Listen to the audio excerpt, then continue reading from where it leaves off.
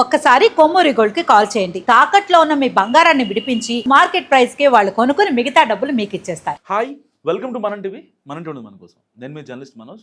So Jogi Ramesh కుటుంబ వ్యవహారం గురించి గత వారం 10 రోజులుగా సోషల్ మీడియాలో మనం చూస్తూనే ఉన్నాం. అండ్ ఆల్మోస్ట్ బిగ్ బాస్ హౌస్లో ఎన్ని కెమెరాస్ ఉంటాయో సో వాళ్ళ ఇంట్లో కూడా అన్ని కెమెరాస్ మధ్యలో వాళ్ళందరూ తిట్టుకోవడం కొట్టుకోవడం జరిగింది. సో ఇలాంటి నేపథ్యంలో జగన్మోహన్ రెడ్డి గారు అసలు ఎవరిని పరామర్శిస్తారు, మరి అక్యూజ్డ్నా లేకపోతే విక్టిమ్నా? మాట్లాడదాం. మనతో పాటు జాయిన్ అయ్యారు ప్రముఖ political analyst and senior journalist కట్ట కార్తిక్ గారు. కార్తిక్ గారు నమస్కారం. నమస్కారం. ఇప్పుడు జగన్మోహన్ రెడ్డి గారు ఎవరిని పరామర్శిస్తారంటారు? అసలు జగన్మోహన్ రెడ్డి గారు అక్యూజ్డా విక్టిమా? జగన్ గారు ఆల్మోస్ట్ అక్యూజ్డే కదా. 2011 నుంచి ఆయన మీద కేసులు ఉన్నాయి కదా. ఒక అక్యూజ్డ్ విక్టిమ్ని పరామర్శిస్తాడా, అక్యూజ్ని పరామర్శిస్తాడా? అక్యూజ్నే పరామర్శిస్తాడు లాజికల్గా. అంతే మరి. ఆటోమేటికల్లీ ఆయన అక్యూజ్నే పరామర్శిస్తాడు. నువ్వు కావాలంటే 2-3 కేసులు ఎగ్జాంపుల్గా చెప్తా. సిదిర్ అప్పర్రాజు కేసు ఉంది. సిదిర్ అప్పర్రాజు కుమారుడు చేసిన యాక్సిడెంట్ వల్ల దానయ్య అనే ఒక వ్యక్తి చనిపోయాడు. ఇప్పుడు వైసీపీ అధినేతగా ఎవరిని పరామర్శించారు? చనిపోయిన కుటుంబాన్ని, చంపేసిన కుటుంబాన్న. జగన్మోహన్ రెడ్డి గారు చంపేసిన కుటుంబాన్ని పరామర్శించారు, కానీ చనిపోయిన దానయ్య కుటుంబాన్ని పరామర్శించలేదు. సరే, అటు పరామర్శించి ఇటు పరామర్శిస్తే వేరు, కానీ కేవలం అక్యూజ్డ్ పర్సన్ మాత్రమే జగన్మోహన్ రెడ్డి గారు పరామర్శించారు. గతంలో కూడా ఇప్పుడు అంబటి రాంబాబు నోటి దూల ప్రదర్శించాడు చంద్రబాబు నాయుడు గారి మీద, లాభాష మాట్లాడాడు. ఆయన అరెస్ట్ అయ్యి జైలు నుంచి బయటకు వచ్చాక అంబటి రాంబాబుని పరామర్శించడానికి జగన్ వెళ్ళారు. మామూలు తిట్టిన వాళ్ళని పలకరిస్తారా? ఆ తిట్టు పడ్డ వాళ్ళని పరామర్శిస్తారా? సరే, చంద్రబాబు నాయుడు గారిని అంటే పరామర్శించలేడు జగన్, అది వదిలేసి. కానీ అక్యూజ్ని అయితే పరామర్శించరు కదా ఎవరు, కానీ జగన్మోహన్ రెడ్డి పరామర్శించాడు. ఆ సాహసం కూడా ఎవరు చేయరు, కానీ చేస్తాడు జగన్. అంతెందుకు, నీకు కావాలంటే తెనాల్లో గంజాయి బ్యాచ్ని పరామర్శించే నాయకుడు ఎవరైనా ఉంటాడా? డైరెక్ట్గా గంజాయి బ్యాచ్ని పరామర్శించే నాయకుడు జగన్మోహన్ రెడ్డి.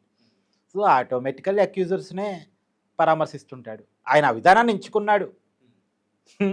ఎవరేమనుకున్నా, ధర్మం తప్పనుకున్నా, చట్టం తప్పనుకున్నా, ప్రజలు తప్పనుకున్నా, నా దారి ఇదని జగన్మోహన్ రెడ్డి ఎంచుకున్నాడు. అదే దారిలో పోతున్నాడు. కానీ చాలామంది మాట్లాడుకుంటున్నారు, అప్పట్లో ఏదైతే చంద్రబాబు నాయుడు గారి ఇంటి మీద దాడి వెళ్ళటం అండ్ ఆ తర్వాత వచ్చి అమ్మవారి ఎదుట దీపం పెట్టి మరి నేను ప్రమాణం చేస్తా అని చెప్పి మాట్లాడటం, నా నిబద్ధత ఇది అని చెప్పి.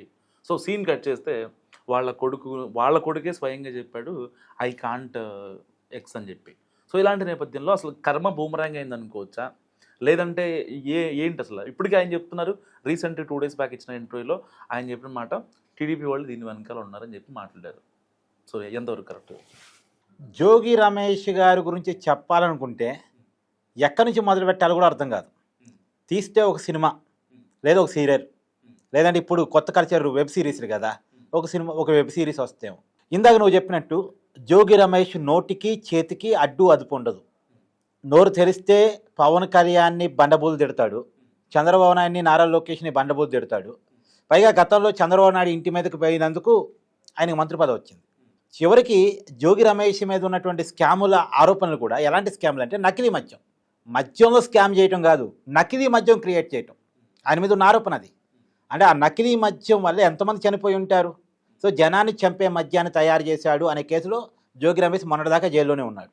పైగా అగ్రిగోల్డ్ భూములు ఎంత దారుణం అంటే, అగ్రిగోల్డ్ అనేటువంటి ఒక కంపెనీ ప్రజల నుంచి డిపాజిట్లు వసూలు చేసి ఆ డిపాజిట్ని కొన్ని ల్యాండ్స్ మీద ఇన్వెస్ట్ చేసి చివరికి డబ్బులు ఎగ్గొట్టి పారిపోయింది.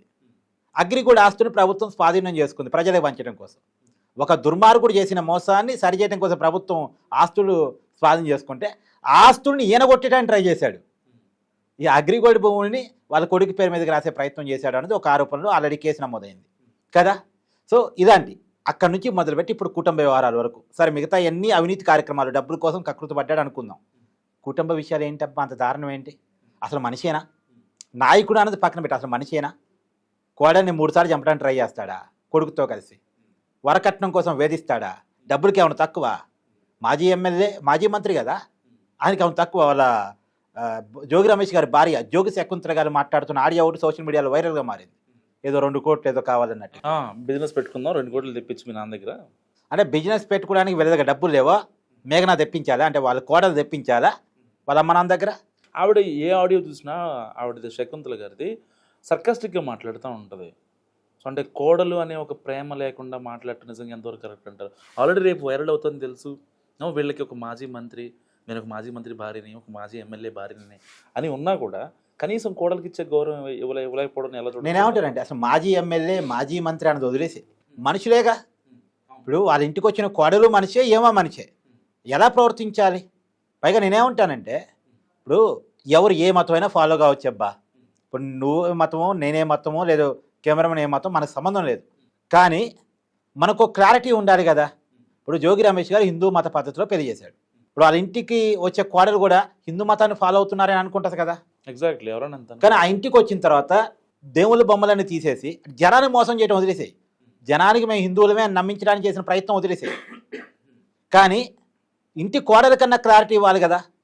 ఆమె వాళ్ళ ఇంటికి అత్తగారింటికి వెళ్ళిన తర్వాత హిందూ దేవుళ్ళ బొమ్మలన్నీ తీసేసి మేము హిందూ దేవుళ్ళని నమ్మము, ఆ పూజలు చేయము, మేము మతం మారాము అంటే ఆ ఇంటికి పోయిన ఆడబిడ్డ పరిస్థితి ఏంది?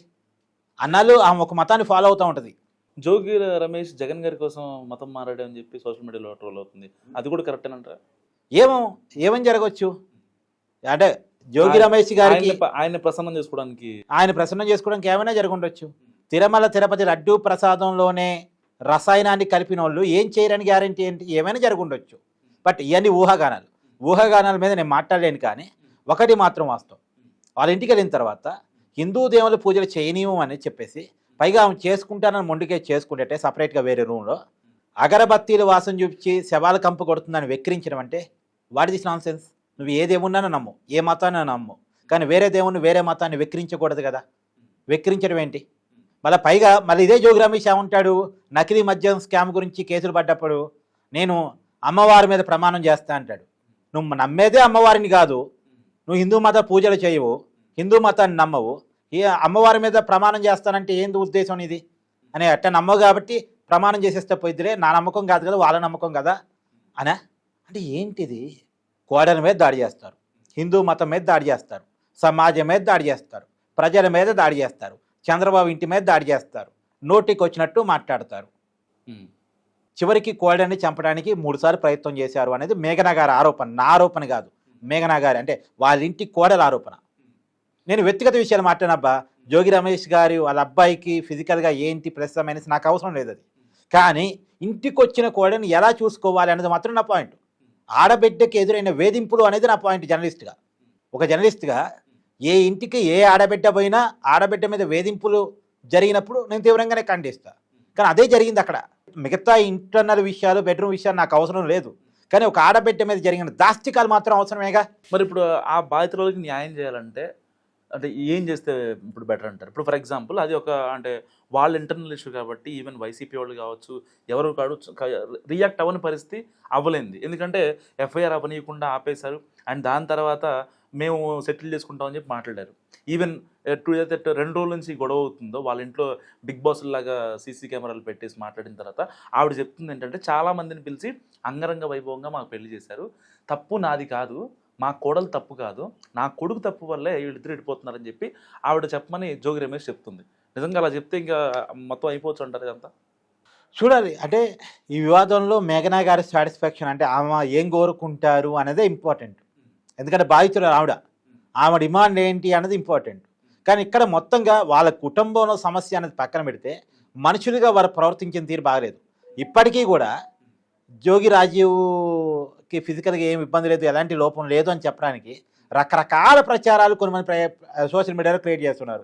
ఆల్రెడీ జోగి రాజీవ్కి అమెరికాలో ఏదో లవర్ ఉండేదని, ఆ అమ్మాయికి ఏదో యాక్సిడెంట్ అయి చనిపోయిందని, ఆ బాధలోనే డిప్రెషన్లో ఉన్నాడని, ఆ డిప్రెషన్లో నుంచి బయటికి తీసుకురావడానికే బలవంతంగా మేఘనాతో పెళ్లి చేశారని, అందుకనే మెంటల్గా మేఘనాతో కనెక్ట్ కాలేకపోయాడని, ఇదో రకమైన ప్రచారం. సరే, ఈ ప్రచారం పక్కన పెట్టేస్తే ఇంకో రకమైన ప్రచారం ఏంది, ఆల్రెడీ జోగి రాజుకి ఇక్కడ లోకల్లో కూడా వేరే అమ్మాయిలతో లవ్ రిలేషన్ ఉందని అని ఏదో అమ్మాయి ఆయన క్యారెక్టర్ని బ్యాడ్ చేస్తున్నారా, లేదంటే అతను ఓకే ఈజ్ ఎ మేల్ అని చెప్పి ప్రూవ్ చేస్తున్నారా ఏంటి? అదే నీకే డౌట్ వచ్చింది కదా, నేను చెప్పలే నా చండాలని ఇంకా. కానీ ఈ విషయాలు ఏదైతే ఉన్నాయో ఇవి చండాలానికి చండాలం కదా. ఏం చెప్పాలనుకున్నారు సభ్య సమాజానికి? ఇప్పుడు నీకు వచ్చిన డౌట్ ఎవరికైనా వస్తుంది, ఏం చెప్పాలనుకున్నారు సమాజానికి అసలు వీళ్ళు? అంతే కదా. జరిగింది ఏదో తప్పు జరిగింది, దాన్ని ఒప్పుకొని ప్రాశ్చాత్తాపడి ఆ తప్పు నుంచి సరిదిద్దుకోవడం పక్కన పెట్టేసి అది అక్కడితో అయిపోయేది. అది అక్కడితో అయిపోయేది. లేనిపోని ఈ ప్రచారాల వల్ల సభ్య సమాజానికి ఎలాంటి సందేశాలు ఇస్తున్నారు? సో ఏదైనా ఒక దారుణం పక్కన పెడితే చండాలం కూడా. జోగి రమేష్ అన్నమాట నిన్న 2 days బ్యాక్ ఇంటర్వ్యూలో ఆయన చెప్పింది ఏంటంటే దీని వెనకాల టీడీపీ వాళ్ళు ఉన్నారని చెప్పి ఒక మాట చాలా బలంగా మాట్లాడాడు. దీనికి ఏం చెప్తారు ఫైనల్గా? ఏది బలవంతంగా పెళ్లి చేయమని టీడీపీ నాయకులు చెప్పారా? కొడుక్కి ఇష్టం లేకపోయినా బలవంతంగా పెళ్లి చేయమని టీడీపీ నాయకులు చెప్పారా? లేదు క్రిస్టియన్ పద్ధతులు క్రిస్టియన్ పద్ధతులు నమ్ముకునే జోగి రమేష్ హిందూ మతం పద్ధతిలో చేయాలని కూడా చంద్రబాబు నాయుడు గారు టీడీపీలో చెప్పారా? ఎవరు చెప్పారు? కోడల్ని వేధించమని టీడీపీలో చెప్పారా? కోడల్ని చంపమని టీడీపీలో చెప్పారా? కోడలు హిందూ మత పూజలు చేసుకుంటే వెక్కిరించమని టీడీపీలో చెప్పారా? లేదు కట్నం అడగమని చెప్పేసి శకుంతల గారు టీడీపీలో చెప్పారా? అని ప్రతి విషయం టీడీపీలో చెప్పే కాడికైతే జోగి రమేష్ ఆ పార్టీలో ఉంటాం ఎందుకు ఇంకా మరి? అంటే టీడీపీలో చెప్పిందే జోగి రమేష్ ఫాలో అవుతూ వచ్చాడా? పార్టీ మారిపోతే బెటర్ అయిపోతుంది అంటే అతన్ని టీడీపీలో చేర్చుకోలే. ఎందుకు? అతను అంత చండాలం ఓకే ఓకే అతను అంత చండాలం చేసుకున్నాడు. సరే అతనికి ఎలా లేదులే కానీ అతనికి ఎలా ఉండకపోవచ్చు ఆ పార్టీలో టీడీపీలోకి. కానీ నేను చెప్పేది ఏంటంటే అంటే ఒక విషయం ఏంటంటే రోడ్డు మీద పోతుంటావు ఏదో రాయి నిచ్చే కాలికి తగిలిద్ది. నువ్వు పోయి రేవంత్ రెడ్డి గారి వల్లే నాకు రాయి తగిలిందని తెలంగాణలో అన్నావు అనుకో కుదిరిద్దా అది? అట్టే ఉంది. వాళ్ళ ఇంట్లో ఏదో గొడవ అయితే ఆ ఇంట్లో జరిగిన గొడవకి చంద్రబాబు నాయుడు గారు కారణం అని లేదా టీడీపీ వాళ్ళ కారణం అంటే ఇంకేమనుకోవాలి? ఇంకా గొడవ నీ ఇంట్లో కదా. కూర మాడితే ప్రధానమంత్రి కారణం, కూర సరిగా కుదరకపోతే ముఖ్యమంత్రి కారణం, లేకపోతే ఇంట్లో గ్యాస్ అయిపోతే ఎమ్మెల్యే కారణం. ఏందో ఇది. సో పనికి మాలిన ఆరోపణలు, పని లేని ఆరోపణలు. సో ఏ విషయంలో ఆరోపణ చేస్తే జనం నమ్ముతారు ఆ విషయంలో ఆరోపణ చేస్తే బాగుంటుంది. కానీ ఇలాంటి వాటి వల్ల పరువు పోగొట్టుకోవడం అయింది. సో మీరు జోగి రమేష్ గారికి ఇచ్చే ఒక సజెషన్ చెప్పండి. అంటే ఇష్యూని ఇంకా డ్రాగ్ చేద్దామంటారా? అంటే మీరు పర్సనల్గా జోగి రమేష్ గారికి మీ ఎదురుగా ఉన్నారనుకోండి, మీరు చెప్పే ఒపీనియన్ అండి. జోగి రమేష్ గారు మీరు నాయకుడిగా ఫెయిల్ అయిపోయారు, మనిషిగా ఫెయిల్ అయిపోతున్నారు. సో ఇప్పటికైనా మీరు నాయకుడిగా వదిలేయండి, అసలు పక్కన పెట్టండి. అసలు మీరు నాయకుడిగా మీరు డ్యామేజ్ అయిపోయింది. కానీ మనిషిగా క్యారెక్టర్ని లూజ్ అవుతున్నారు కాబట్టి మళ్ళీ క్యారెక్టర్ని తెచ్చుకునే ప్రయత్నం చేయండి.